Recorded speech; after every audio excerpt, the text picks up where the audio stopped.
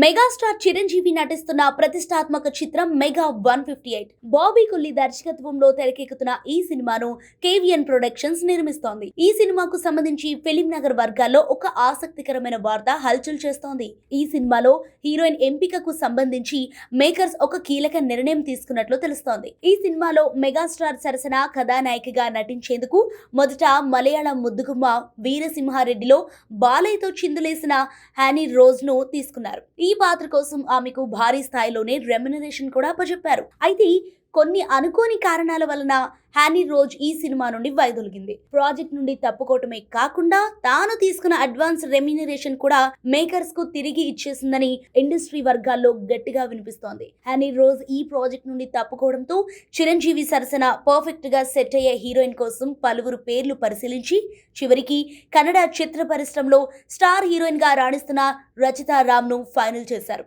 ఇక కన్నడలో ఎన్నో సూపర్ హిట్ చిత్రాల్లో నటించిన ఈ బ్యూటీ ఇప్పుడు మెగాస్టార్ సరసన లక్కీ ఛాన్స్ అందుకోవటం విశేషం. ఇక ఈ చిత్రంలో చిరంజీవి కుమార్తె పాత్రలో యంగ్ బ్యూటీ అనీశ్వర రాజన్ నటిస్తోంది.